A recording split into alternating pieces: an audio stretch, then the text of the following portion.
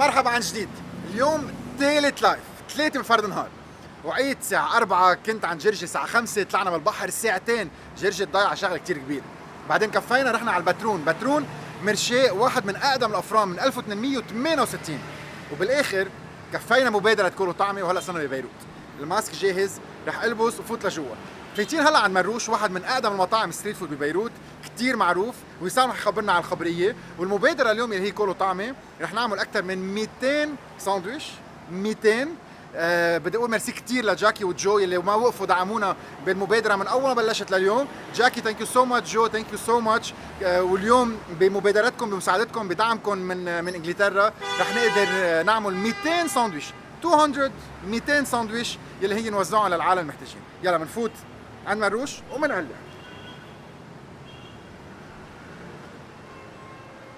شو رايكم بلش من هون بعدين بفوت على المطبخ؟ هلو. Good morning, Anthony. How are you? Good morning, everybody.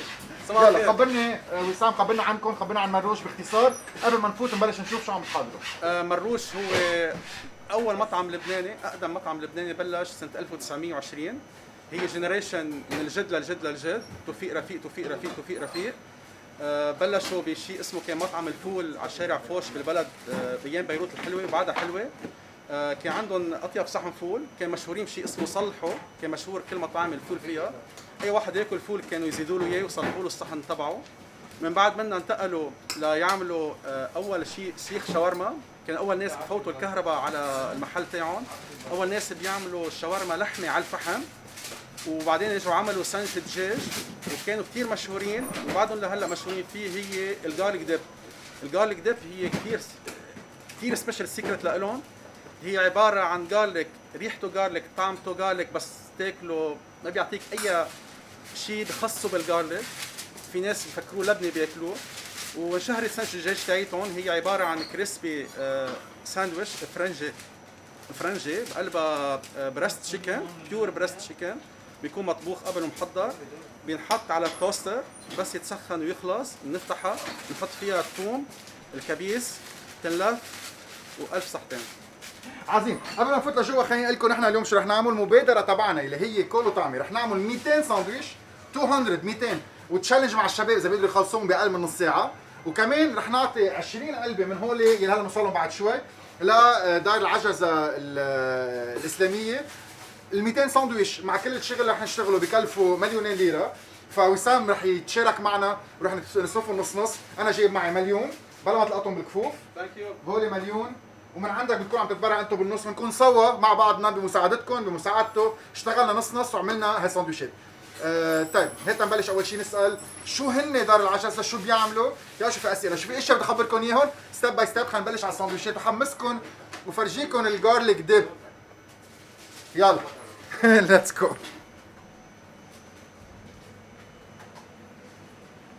طيب المحل فرجيكم اياه من برا، هو محل كثير صغير على السوديكو. نحن وين؟ نحن قدام متحف بيروت، متحف حرب بيروت، ما بعرف شو اسمه، يلي هو على هذا التقاطع كثير حلو. نحن ان ذا هارت اوف بيروت، انجوي ات لايف. هون في الكاسينو يلي هو نايت كلوب كثير مشهور. هون في هيدي البنايه يلي بترجع بتمثل الحرب اللبنانيه اللي بعدها مثل ما هي، وبقلبها في متحف. هون بتشوفوا شيء اسمه سوديكو سكوير، في كثير منكم صار له كثير زمان مش جاي لهون، فيكم تشوفون. ووراي هيدي اعلى بنايه ببيروت، سما بيروت. نحن على الزاويه مطعم رفيق مروش. رح نفوت على المطبخ ونبلش الادفنتشر.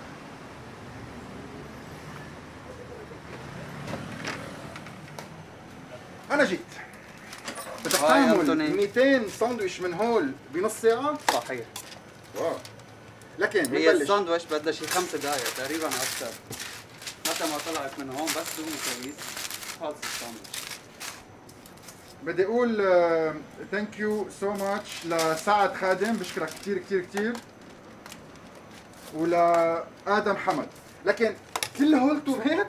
ايه هيدا التوم عادي. واو اوه ماي جاد، هاي مش لبنه، هاي توم.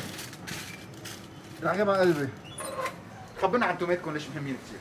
الجارليك ديب تبع مروش هو كثير سبيشال.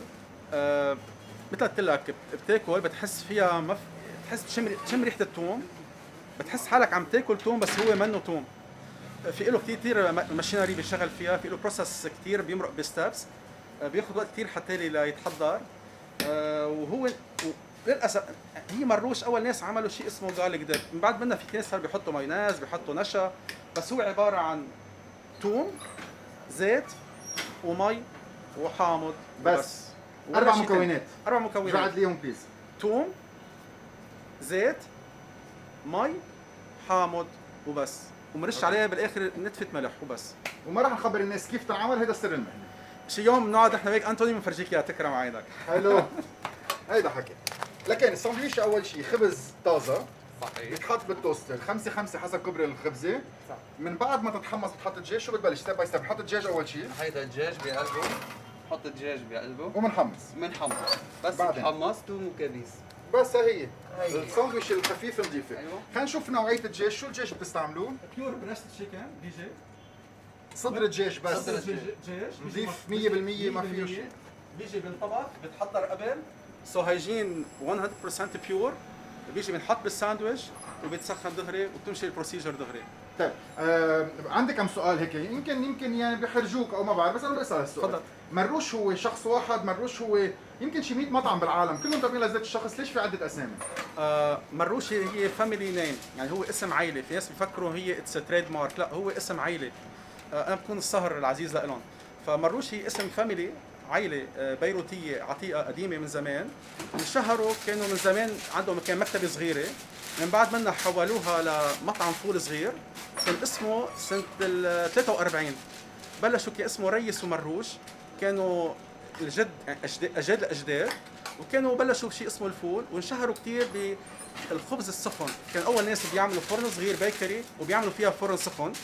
رح بديك اياها انتوني. انا كنت جاي اسالك شو البرهان انه انتم بلشتوا؟ يا اكزاكتلي، هذا كان اسمه مطعم الفول من زمان، كان لصاحبه ريس ومروش، كانوا الجداد يعني من زمان، والتعرفه كانت بالقروش اللبناني 30 ليره 30 قرش سوري صحن الفول، 35 قرش كان صحن الحمص، 10 قروش حق الرغيف الابيض، و7 قروش ونص اللي هي الرغيف الاسمر.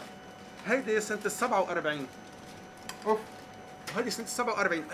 في كونسبت الناس بيقول لك طب انه ليش صحن فول صحن حمص رغيف ابيض؟ من زمان مش مثل هالايام هيدي انتوني، ما كان في عندك بعد شيء اسمه فرن، ناس تطبخ يعني بيكريز، فهن كانوا اول ناس بيعملوا فرن وبيعملوا الخبز الابيض. اليوم صاروا تراديشنال باي مطعم لبناني بتفوت عليه صار بيعمل لك خبز عربي صغير بحط لك اياه على الطاوله. كل شيء في له هيستوري عنا بقلب لبنان، بس كل شيء بيرجع لاصله، والبيس تاعتها كان كلها لمطعم مروش من زمان. هاي سنة 1961 هول احنا خدناهم من وزارة السياحة كدوكيمنت كانوا موجودين عندهم. هيدي ورثة توفيق مروش اللي هو جد الجد. هي سنة 61 كان المطعم على شارع فوش ببيروت القديمة. من بعد منها بتعرف صار عندك الحرب من السفنتيز واند اب، كان وقتها ما كان في الا مروش مشهور فيها كثير، كان يعمل الشاورما والفول، وكان عندهم المطعم، كان عندهم يلي على شارع بلاس، كان عندهم يلي على خلدة، وكان في على الروشة. من بعد منهم صارت الحرب كل شيء تغير بلبنان، كل الشفية اللي كانوا عندهم انطلقوا هاجروا، فكل واحد صار يفتح برا يقول لك انا شو بدي اعمل، الايزي بزنس اللي هو بيعرفها واللي شاغل فيها اللي هو الاكل اللبناني، فصاروا كلهم يفتحوا مروش مروش مروش مروش. اليوم في حوالي 64 محل وورد وايد، اذا بتروح من كوالالمبور بتروح لمومباي، بتروح لاندونيسيا، بتروح على استراليا، بتروح على كان، على باريس، على برلين، على اي ولايه بدك بامريكا بكندا بتلاقي مطعم مروش مفتوح. مروش صار ريليتد لشيء اسمه مطعم لبناني اللي هو مشاوي، اللي هو شاورما، اللي هو الاكل اللبناني اللي احنا بنعرفه.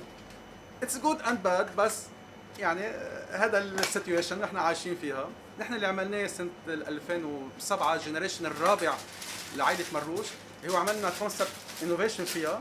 رحنا اول شيء على الجولف فود، عملنا نيو انوفيشن فيها اللي هو اخذنا المطعم اللبناني لستيب لقدام اكثر بكثير.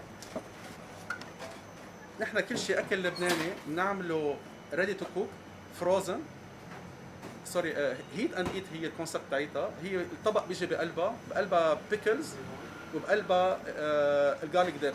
ليش بيكلز وجارليك ديب؟ لانه مثل ما شفتوا احنا كل الساندويتش تاعتنا بنحط فيها بيكلز وجارليك ديب. فعملنا الاكل اوريدي بيجي ببليت جوا للمايكروويف.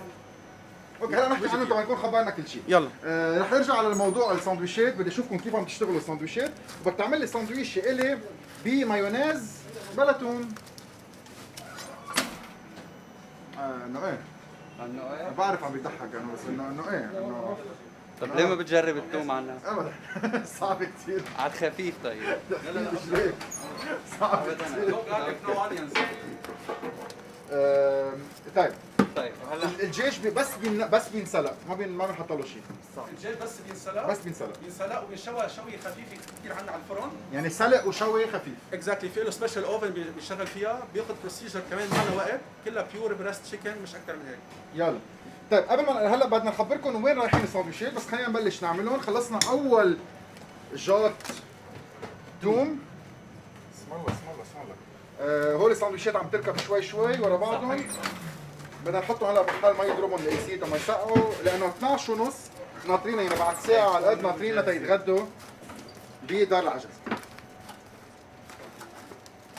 هلا هول تقريبا بضل بقلب فيهم انا كرمال الدجاج بقلبه تيسخن مزبوط. اوكي وتتحمص خبزه شوي. ايوه الخبزه واهم شيء الدجاج بقلبه. يعني هيك تقريبا بعد بدها شوي. اها انت كيف بتعرف الخبزه؟ من يعني من الريحه من هلا الريحة. هلا دقيقه واحده دقيقتين بتبلش الريحه ريحه الدجاج. مش من الخبزه تتحمص لا. الخبزه بتتحمص الخبزه بس بقلبها احيانا الدجاج بيكون بعد بده. اوكي يعني احيانا الخبزه بتكون محمصه بس الدجاج بعد بده بعد خبزة بده شوي. صغيره. صح يعني بدها خبره ومعلميه. صح. هيك نشوف هي الساندويشات كيف تتعبى وقديش كميه الدجاج بحطوا جوا. هو انتوني انت على التسخين لازم انك تشم ريحه الدجاج طلعت من قلبها. ساعتها بتعرف انه ابروكسيمتلي صارت خالصه.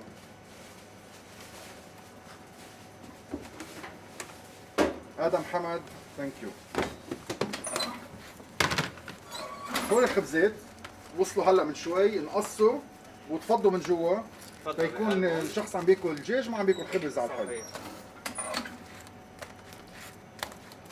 تيتوزع الدجاج بقلبه مزبوط. هلا فينا نشوف هيدي. فينا نقول تقريبا مشي حالها بعد بدها نكزه صغيره. نشوف. وهيدا مايونيز لانتوني محل البارير. اوكي اسعار الساندويشات هلا فرجيكم اياهم عم يتغيروا دفنتلي على حسب السوق بس هلا فرجيكم اياهم. هيدا التوم. هيدا التوم. حسب كيف الزبون بده. فرجيني كميه التوم. هيدا هيك نحن بنعتبره خفيف. هيدا خفيف؟ صحيح. ده عم تمزح. انا زبايني بنعتبره خفيف هيدا. وبيرجع بيروح على الشغل عادي؟ عادي. عادي. يعني هلا وبيطلع بالاسانسير مع جيرانه. اكيد. سبيشلي يعني- للفالنتاين صحيح. لا بدي ارجع ابرم من هالميل لفرجيكم التوم والكرم بهالساندويش.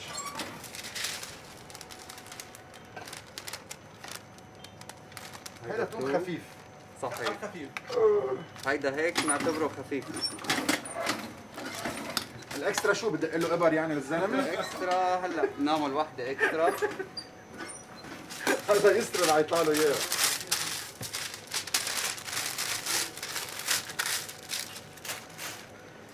مين وايل دار العجزة ليش نقيناهم اليوم؟ خبرنا عنهم شو بيعملوا كيف كانوا كيف صاروا وقديش هن عايزين مساعدة. اوكي احنا نقينا دار العجزه باعتبار صرنا مروج صاروا 100 سنه من سنه 1920 لليوم.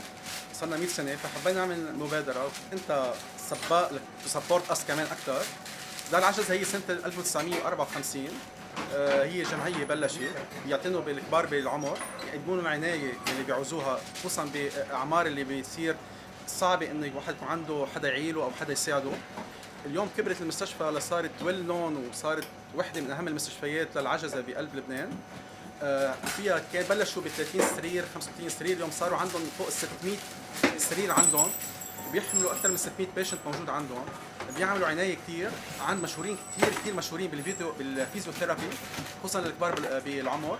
عندهم اكيب كامل من الاطباء بيشتغلوا كلاتهم سوا. هي عباره عن جمعيه خيريه بتعتمد على مساعدات الخيرين اللي بيجوا لعندها. 90% منهم هن اللي بيطلعوا على المعاش او على التقاعد تاعيتهم ما عندهم حدا يعيلهم، و 10% هني بيكونوا كبرايفت، ففاميلي عندهم كثير ضغط عليهم خصوصا هالايام هيدي، قصص الديافر للكبار بالعمر او الاشياء اللي بيعوزوها.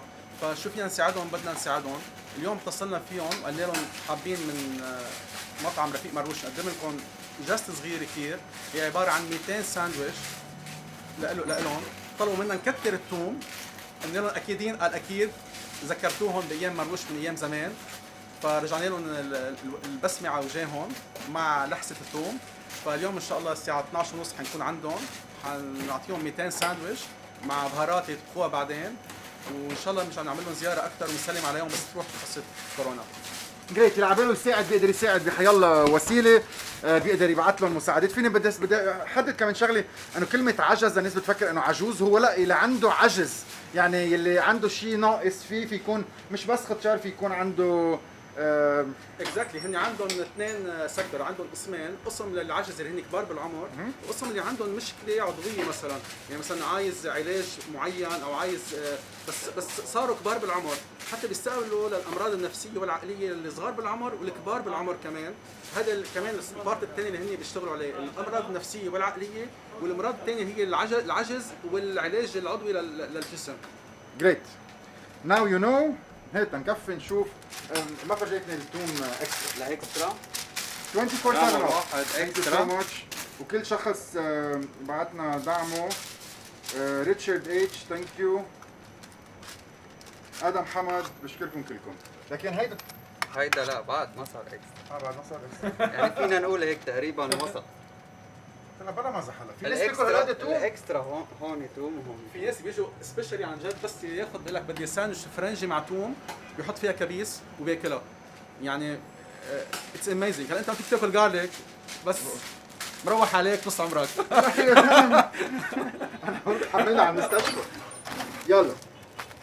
عندنا مايونيز غير شكل. منيحة. ساندويش لإلي. بندقكم هالدجاج. وكبيس. صحيح؟ صح. مايونيز وكبيس صح. احنا عندنا انطوني ما بنستعمل مايونيز ابدا ولا بيض، ابدا ابدا ابدا. لكن نحن صرنا لايف 17 دقيقة، كم ساندويش تتعمل؟ شو رح تربح؟ واو لازم نعدهم.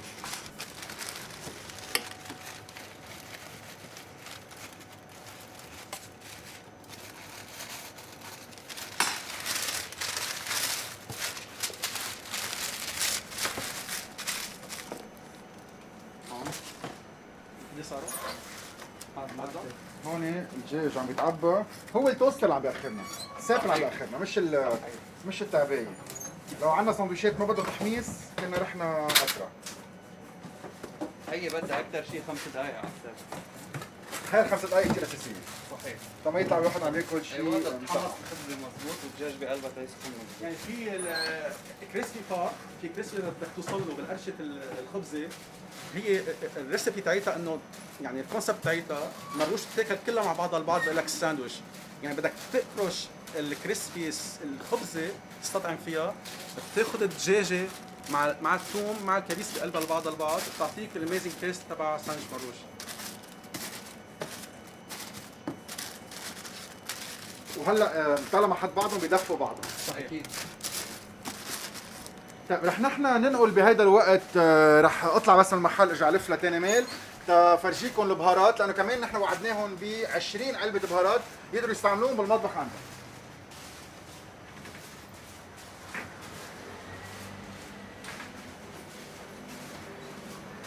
نحن تعرفنا على بعضنا بدبي من شي 3 سنين. هيك نشوف دليفري. لا ما بدك ترد؟ لا خلص انا معك. طيب.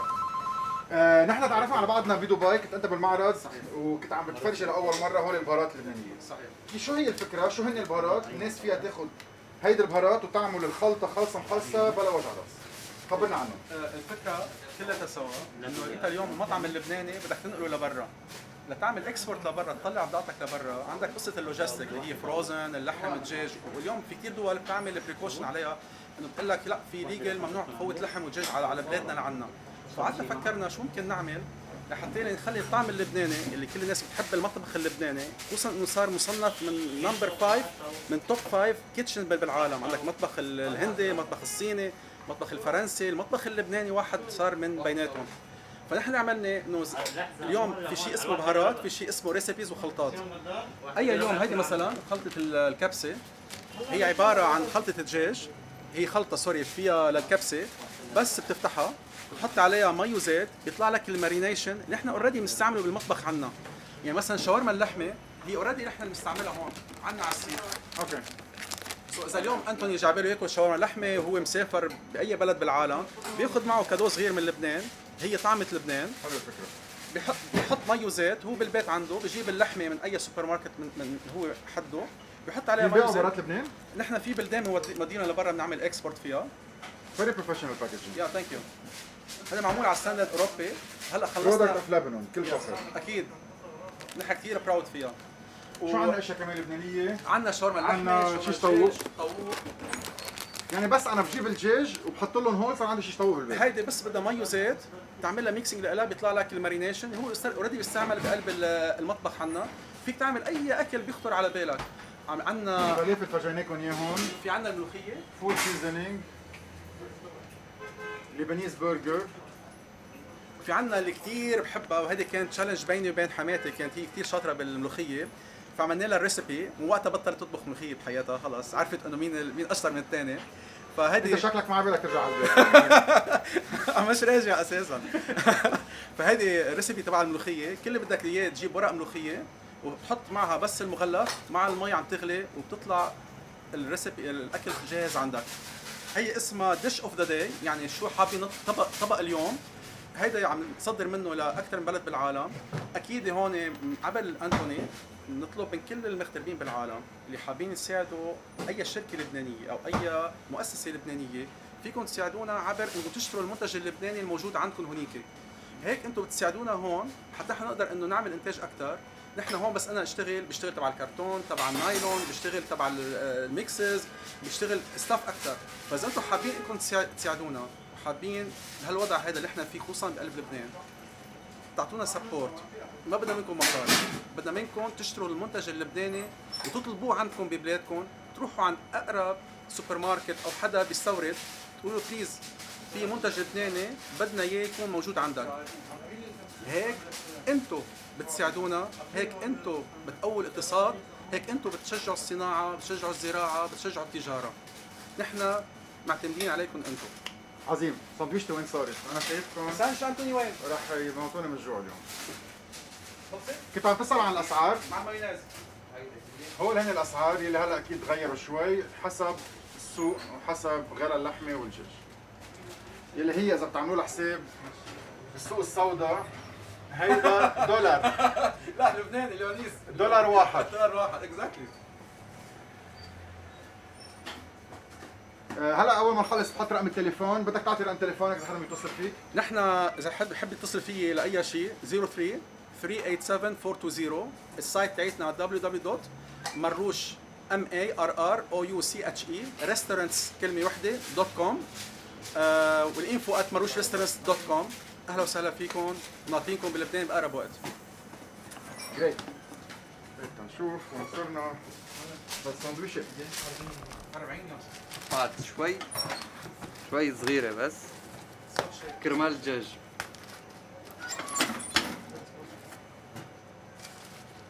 تقريبا كم واحد ستعمل؟ هول قد ايه؟ 40. 40 ساندويش. عملت 40 ب 24 دقيقة. صح. بعد يعني بدك شي ساعة. لا اقل تقريبا هلا، لانه الخبز كرماله بيطرى معي. الفرنجي نحن بنحطه بهيدا. اها. كل ما ضل وقت اكثر بتلاقيه طري، لانه هو جاي كل ما طري كل ما يتحمص اسرع. دغري بيتحمص بيمشوا بسرعه. وهي اول بوكس انتوني عم تتسكر. اول بوكس عم نسكرها. هلا وسام رح يرجع يروح هو يوزعهم يعطيهم اياهم ويبعث لنا ستوريز على انستغرام بتشوفوهم يوم عشية. مضبوط؟ 100 بتعرف تعمل تاج على الستوريز؟ يس اي ويل دو. اوكي جريت. بعمل لك ريبوست.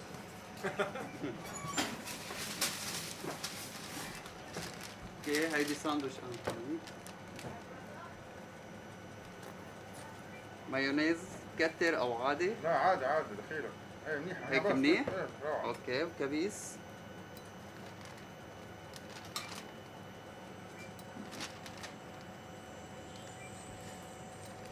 هيك منيح ايه؟ طب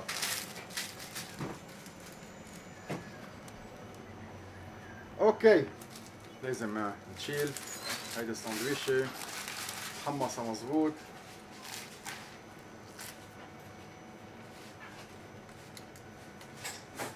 مهمة خبزتكم مهمة. دجاج طبيعي، أنا مع مايونيز كل حياتي، أنتم مع توم كتير، قشة كبيس.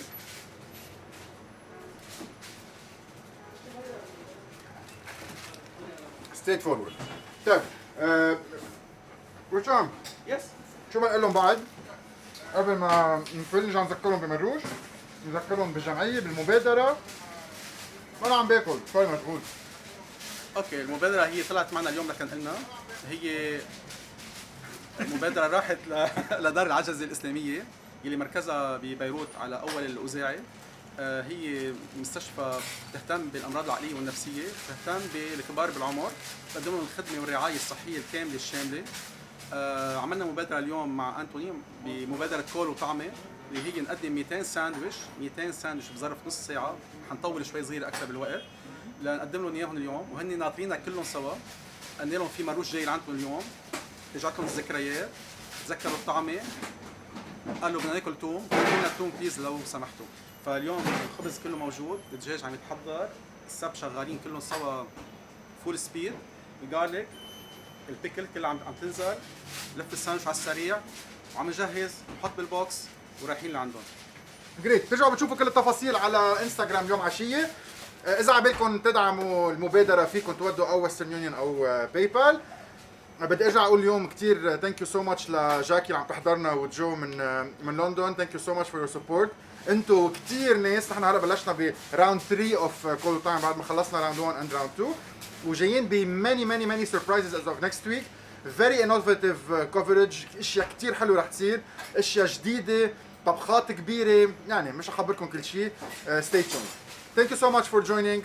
بس اخر شيء، نحن بنحب كثير، سوري انتوني دعايه صغيره لنا، اي واحد بيحب يفتح مروش باي بلد بالعالم نحن وي ار ريدي، لانه هيك بنكون اخذنا الطعمه اللبنانيه لهون لعندكم انتم. نحن كل شيء سيت اب عندنا موجوده، نحن جاهزين عندنا فاكتوري، بنصنع كل شيء ميكسز الريسبي اللي هي ريدي تو ايت، اللي هي فيك من دون اي شيف تشتغل انت عندك لوكالي، تفتح تستثمر ببلدك وهو عندك هونيك. المروش عندكم محل ما انتم موجودين. عظيم. طالما وسام عمل جعايله محله على السكيته بلا ما يحس، فرح يدفع 20 مليون ليره لكولو طعمه. فكولو طعمه راوند 3 بتبلش ب 20 مليون لانه عمل جعايه كثير قوي لمحله. يلا ثانك يو سو ماتش. اليوم كثير طويل بعقد، صار وقت اني اروح على المكتب، بعد عندنا كثير شغل، عندنا كثير ميتينجز وكثير تحضيرات لازم نعملهم، وابتداء من بكره على بكره بنكفي برميتنا على الطرقات. بكره على بكره كثير بكير، عن ترويقه كثير حلوه. كل يوم عشيه بلكم سربريز، لانه ما عبالي اخبركم كل شيء، عبالي توعوا بكير، تحطونا على التي في وتقعدوا تحضروا، تفوتوا تعملوا كومنتس معنا. the more we interact the more نحن كلنا سوا اكثر من 16 مليون لبناني بالعالم، نكون كلنا مع بعض ايد بايد، وجمعتنا هي وحدتنا هي اللي بترجع بتبني وطننا. يلا لقمتنا بتجمعنا باحلى بلد بالعالم. جود باي.